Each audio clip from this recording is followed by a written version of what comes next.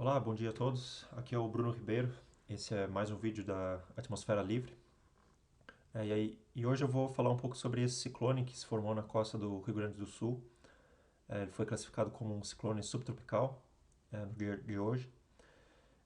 E aqui é uma imagem do satélite das últimas 6 horas que mostram como esse centro do ciclone estava aqui em torno de Rio Grande.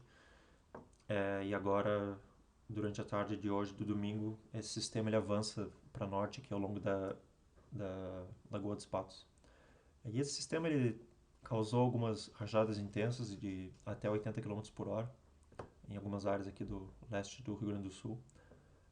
Alguns municípios aqui dessa região estão com queda de energia em alguns momentos, então teve alguns transtornos aí causados por esse ciclone, mas nada muito significativo, né, em termos de destruição.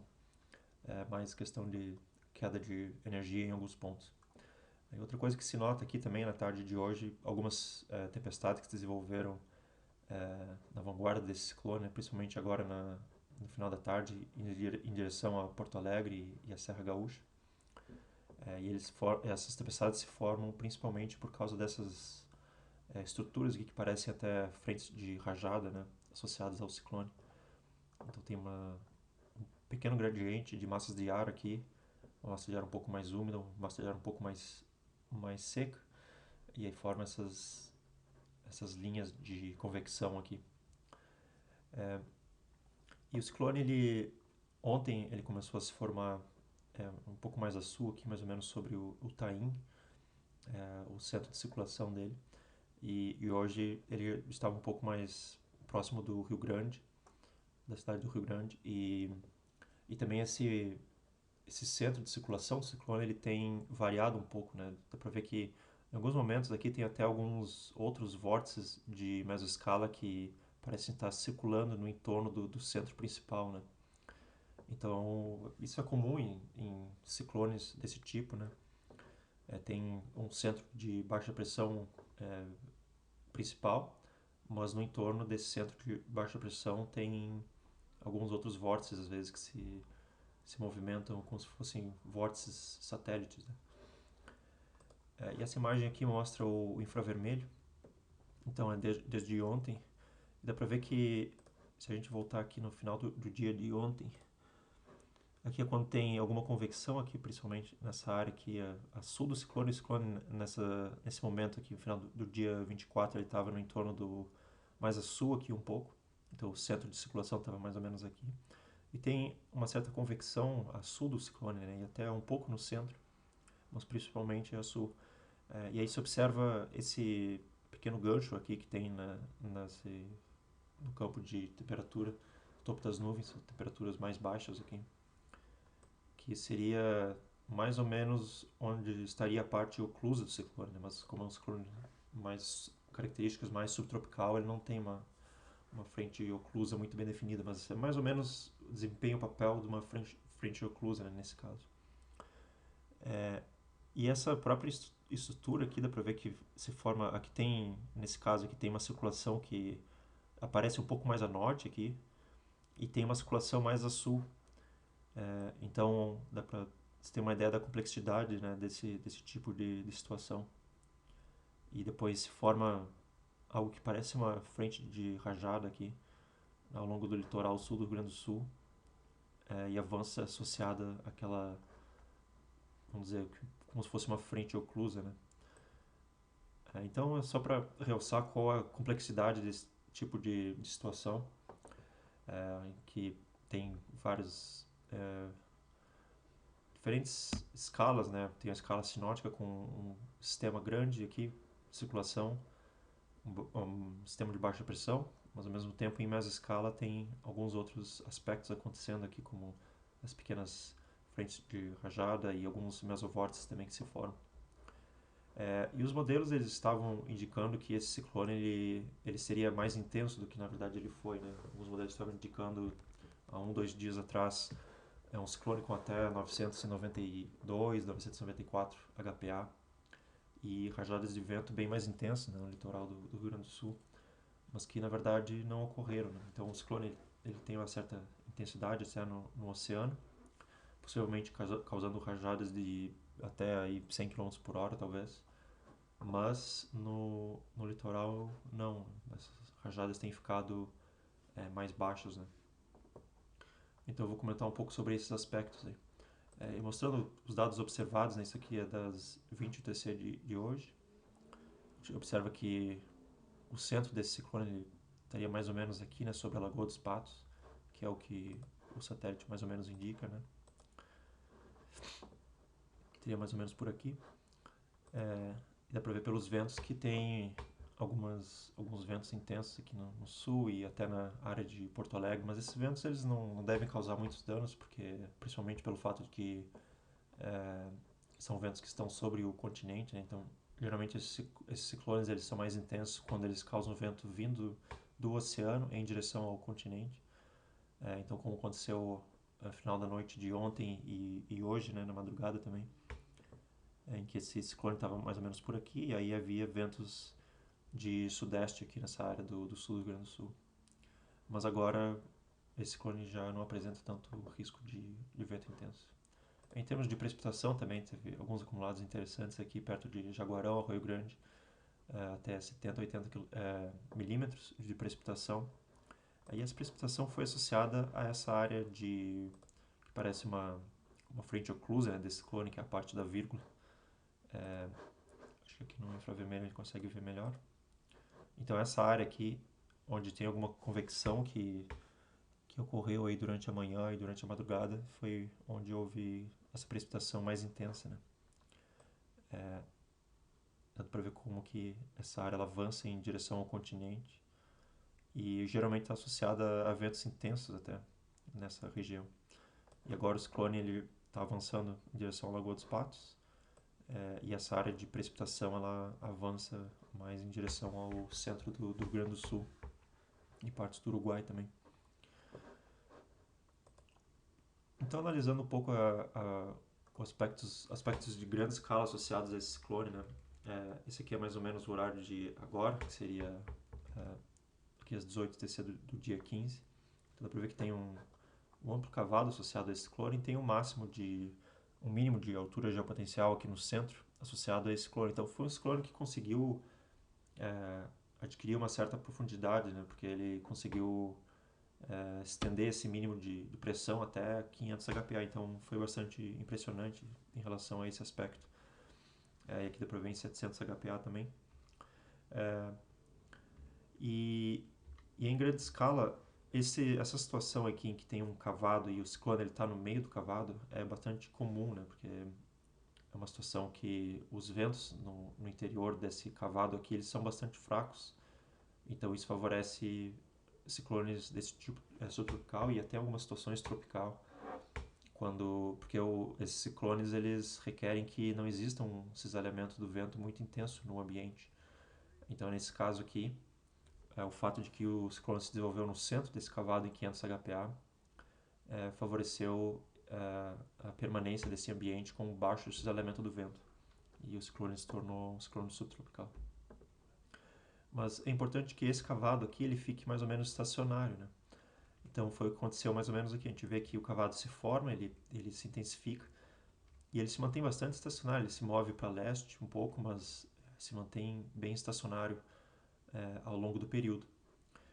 Então o que favoreceu esse caráter do cavado, por ser um cavado estacionário, foi o fato de que havia uma área aqui no Atlântico, a leste da Argentina, onde o escoamento estava bastante estacionário. Esse cavado aqui sobre os Andes, aqui às 12 do dia 12, 3 dias atrás, foi o que originou esse cavado maior que a gente vê agora, né? Então, conforme esse cavado estava avançando e atravessando os Andes, se nota aqui no Atlântico essa configuração que parece um bloqueio de ômega, né? Em que você tem um cavado, uma ampla crista e um outro cavado. Só que em menor escala. O bloqueio ômega geralmente é um bloqueio bem mais extenso em termos de escala. Então, geralmente, esse tamanho aqui desses três pequenos sistemas, os dois cavados e essa crista no meio, geralmente apenas um dos cavados ou a crista tem uma área mais ou menos desse tamanho. Só que nesse caso não, nesse caso era um bloqueio ômega numa uma escala um pouco menor, né? Vamos dizer assim. Então esse bloqueio ômega que havia conforme esse cavado foi avançando para leste, ele fez com que o cavado perdesse velocidade. E aí conforme o tempo vai passando, a gente vê que esse bloqueio ômega ele ainda acaba mudando para um bloqueio de baixa sobre alta. Então aqui tem uma área de baixa pressão e uma área de alta pressão aqui na média troposfera. Então esse cavado estava avançando para leste, encontra esse padrão de bloqueio e acaba estacionando, né, nessa área aqui do leste do Rio Grande do Sul.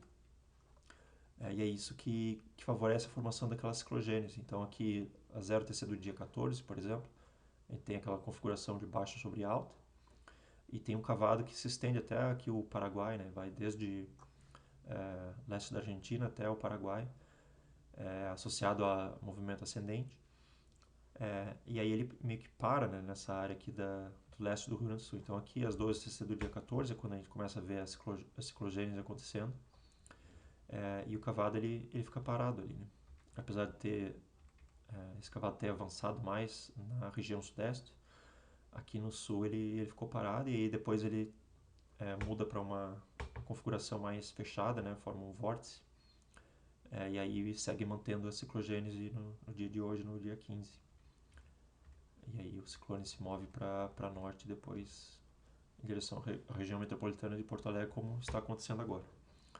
Então essa configuração em grande escala com um sistema de baixa sobre alta sobre o Atlântico foi o que favoreceu esse cavado aqui, que fez com que esse cavado tivesse um deslocamento lento e estacionasse sobre a costa do Rio Grande do Sul e Uruguai.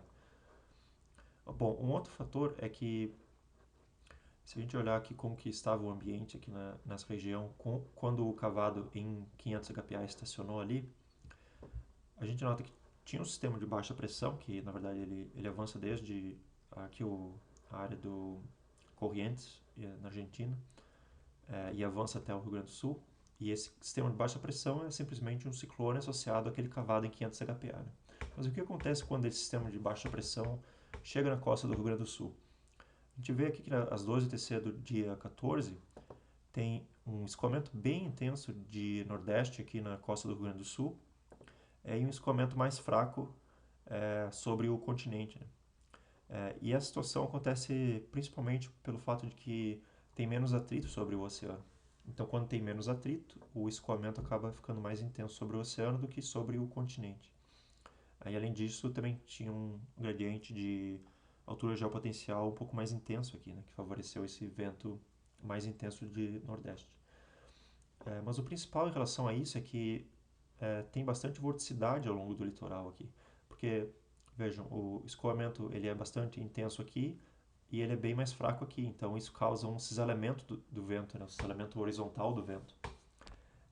Então tem uma rotação nesse sentido aqui, sentido ciclônico. Então existia bastante vorticidade ao longo da costa do Rio Grande do Sul no dia 14. Eu vou mostrar esse campo aqui que mostra a vorticidade entre 925 e 850 HPA, em preto aqui.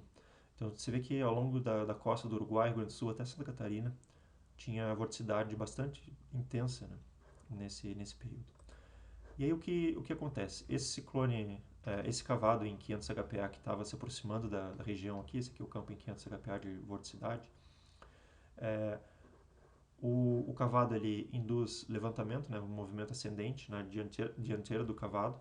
Então, conforme o cavado ele vai avançando, ele começa a induzir movimento ascendente nessa área aqui, no leste do Rio Grande do Sul, onde, por sua vez, havia vorticidade ciclônica intensa. Então, esse movimento ascendente que acontece, ele faz com que exista um estiramento dessa vorticidade ciclônica. Ou seja, essa vorticidade ciclônica acaba se intensificando porque tem uma variação do movimento ascendente com a altura. Então, é aquela mesma situação da conservação de momento. Né? Se tem alguém que está girando seu corpo com os braços abertos, por exemplo, você tem uma certa rotação e aí quando você fecha os braços, a rotação ela aumenta, né? Porque tem uma conservação do momento. E é mais ou menos o que acontece aqui. Esse esse estiramento, né, essa variação do movimento ascendente com a altura, causa um estiramento da vorticidade, que estava em superfície, e essa vorticidade acaba ficando mais profunda, porque ela vai para níveis mais altos, e também acaba intensificando localmente. Então, com isso, em vez de ter uma área grande com vorticidade ciclônica, como tinha aqui às 12 TC do dia 14, começa a acontecer pequenas áreas com vorticidade um pouco mais intensa, onde localmente a vorticidade foi intensificada pelo movimento ascendente induzido pelo próprio cavado.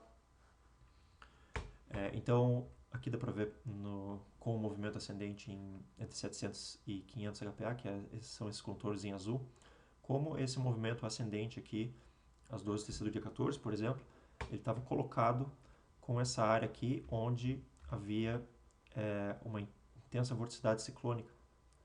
Então tem um estiramento dessa vorticidade ciclônica e uma intensificação em alguns pontos dessa vorticidade. Então isso faz com que esse ciclone, que era um ciclone mais amplo, ele comece a diminuir em escala, porque localmente tem alguns pontos em que essa vorticidade ela vai ser intensificada. Então, por exemplo, aqui às 12 TC do dia 14, a gente tem uma grande área com circulação ciclônica, e a partir daí a gente começa a ver uma pequena área com circulação ciclônica. Então essa pequena área é que acaba gerando esse ciclone que tem características subtropical. Então, essa sobreposição de movimento ascendente com vorticidade ciclônica existente no ambiente, devido a esses ventos de nordeste aqui no início do dia 14, foi o que foram os fatores que favoreceram a ocorrência desse ciclone, e um ciclone bem compacto, né? E além disso, também tem uma contribuição da liberação de calor latente, né? Porque se a gente observa aqui no satélite, por exemplo, dá para ver que tem convecção em pontos, né, próximo do ciclone, principalmente aqui quando o ciclone começa a ganhar forma. Tem uma certo movimento ascendente e alguma convecção ou precipitação acontecendo aqui, perto do centro desse ciclone. Então isso acaba também causando uma queda da pressão e uma intensificação local desse ciclone. Então, esses foram mais ou menos os mecanismos, né, que causaram a formação desse ciclone. Então, o ciclone ele tinha mais ou menos um pouco menos de 1004 HPA às 12 TC do dia 14, e aí ele intensifica. E aqui às 12 TC do dia 15 tem até 996 HPA aqui na costa do Rio Grande do Sul. E então esse ciclone ele tem um tamanho bastante reduzido, porque ele foi intensificado conforme houve aqueles pequenos máximos de vorticidade que foram intensificados localmente pela ocorrência de movimento ascendente, e por isso é um ciclone de pequena escala. E conforme esse processo também acontece, a gente vê que tem um aprisionamento do ar quente aqui no centro do ciclone. Um ciclone extratropical é mais ou menos uma situação como essa. Você tem um setor mais frio do ciclone, um setor mais quente, e isso permanece assim por um bom tempo. Mas nesse caso, conforme o vórtice foi intensificando e ficando com uma escala menor, dá para ver que tem um aprisionamento desse ar mais quente no centro do ciclone. Então por isso que é um ciclone subtropical. É um ciclone em que o centro dele está mais quente do que o normal. Até por exemplo, em 700 HPA dá para ver que tem uma temperatura mais alta do que no entorno aqui no centro. E até em 500 HPA também. Se a gente voltar aqui nas 12 TC do dia 15, dá para ver que tem uma linha aqui em azul de menos 12, ou seja, a temperatura em 500 HPA estava maior do que menos 12, né, no centro do ciclone, e menor do que menos 12 nas bordas do ciclone. Então, por isso que é um ciclone subtropical. E outro fator que dá para ver em 500 HPA também é a intensificação desses máximos de vorticidade, né? Então, a gente começa com uma ampla área com vorticidade ciclônica, e conforme tem levantamento, movimento ascendente, e aquela vorticidade pré-existente em baixos níveis também, tem um estiramento dessa vorticidade e um aumento local da vorticidade. Então, forma esses máximos aqui, né, de vorticidade que estão associados ao ciclone. Em termos de anomalias, esse ciclone foi até bastante significativo, né? Não muito em termos de pressão, dá para ver que a pressão mínima que o ciclone atingiu em torno de 12 do TC do dia 15, tem em torno de 2,5 desvios padrão abaixo do normal, então é um ciclone intenso, mas nada muito extremo. Mas em termos de velocidade do vento, foi uma velocidade do vento bastante intensa, principalmente se tratando de dezembro. Então, o vento em 925 HPA de 50 nós, até mais que isso, né? Que estão associados a 4 desvios padrão acima do normal para essa época do ano. Então foi um ciclone com ventos até bastante significativos nessa área do sul do Rio Grande do Sul. E aí o ciclone, se espera que ele se mova em direção ao nordeste do Rio Grande do Sul, mas aí conforme deixa de existir esse acoplamento, né, entre a vorticidade ciclônica em 500 HPA e a vorticidade que estava em níveis mais baixos, né, o ciclone acaba perdendo a intensidade. Então dá para ver que aqui já não tem mais aquela fonte de vorticidade ciclônica que havia devido àquele escoamento de nordeste, né. Então, mesmo que exista algum levantamento aqui, ele não vai conseguir aumentar muito a vorticidade, a não ser que exista liberação de calor latente bastante intensa, mas não é o caso, porque a convecção no centro desse ciclone ela não está muito intensa. Então, quando acontece a formação de ciclones tropicais, por exemplo, tem um outro fator que afeta a queda de pressão no centro do ciclone, que é a liberação de calor latente devido à convecção no centro do ciclone, mas nesse caso aqui não tem convecção muito intensa no centro do ciclone. Então, como não tem vorticidade em baixos níveis, porque o escoamento mudou, e como não tem convecção muito intensa no centro do ciclone, o ciclone vai se dissipar. Então é isso que o GFS indica, né, que tem esse outro ciclone que se desenvolve aqui no mar, e ele fica até mais intenso, e esse ciclone aqui sobre o nordeste do Rio Grande do Sul amanhã ele vai perder intensidade. Então era isso, uma discussão aí sobre esse ciclone. Foi um ciclone que não foi tão intenso como se previa, né? Alguns modelos indicavam aí uma pressão bem mais baixa e ventos mais intensos, mas os modelos estavam com dificuldades em resolver essas pequenas áreas com vorticidade ciclônica mais intensa, em mesoscala principalmente, né? E por isso que foi um evento com bastante baixa previsibilidade. Mas, de certa maneira, é um evento significativo, né, por se tratar de um ciclone subtropical no mês de dezembro, com intensidade do vento bastante significativa. Então era isso, e até uma próxima.